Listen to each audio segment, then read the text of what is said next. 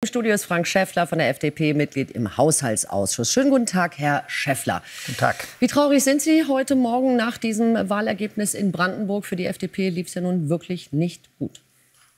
Ich bin sehr traurig. Das ist natürlich ganz bitter für auch die FDP-Mitglieder vor Ort, die Wahlkampf gemacht haben. Das ist ein schlechter Tag für die FDP, aber auch für die Mitte in der Gesellschaft. Denn wenn die Regierung nur noch mit Radikalen gebildet werden kann, also wenn die SPD nur die eine Alternative hat, das BSW, dann ist das auch schwierig, was unsere Demokratie betrifft. Nun, Ihr stellvertretender Parteivorsitzender Wolfgang Kubicki, der will jetzt gleich mal Konsequenzen ziehen. Der sagt auch, also eigentlich müsste die FDP jetzt raus aus der Ampel. Die Leute haben keine Lust mehr auf diese Regierung. Wollen Sie auch raus?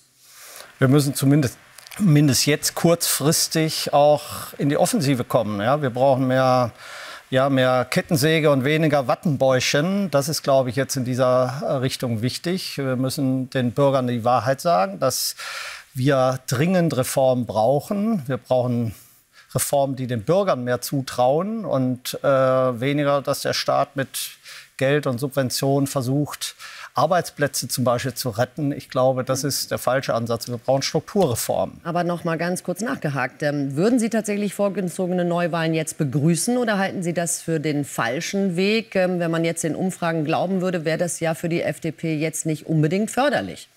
Ja, also ich glaube, diese Koalition hat nur noch ein kurzes Zeitfenster, um tatsächlich voranzukommen. Wenn nicht, dann scheuen wir auch keine Neuwahlen. Ich glaube, die FDP ist immer bereit, auch vor den Wähler zu treten. Das ist nicht unser Problem, sondern das Entscheidende ist, je länger diese Koalition jetzt versucht, die Probleme hinauszuschieben, umso schwieriger wird es dann anschließend auch.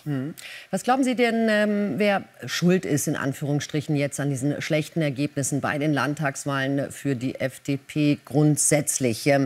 Liegt es vielleicht daran, dass die Menschen nicht mehr so richtig wissen, wofür die FDP eigentlich inhaltlich steht? Muss man da vielleicht auch noch mal ein bisschen an seinem Profil arbeiten? Bei BSW und AfD weiß man zumindest, was man bekommt.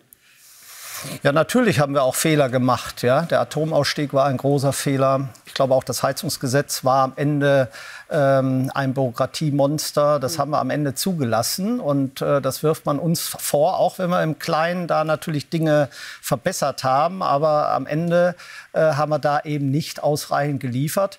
Und deshalb müssen wir jetzt die Wirtschaftswende auch tatsächlich schaffen. Wir sind abstiegsgefährdet als Deutschland und deshalb müssen wir hier liefern. Sonst werden wir als FDP auch nicht gebraucht. Und ich glaube, Deutschland hat ein großes Interesse daran, dass wir die freiheitliche, demokratische Mitte auch erhalten in Deutschland. Ansonsten wird dieses Land von den Rändern regiert. Und ich glaube nicht, dass das uns gut tut. Ja, dann wünschen wir Ihnen Glück dabei, dass Sie dieses Interesse wieder ein bisschen wecken können bei den Wählern. Dankeschön, Herr Schäffler. Gerne.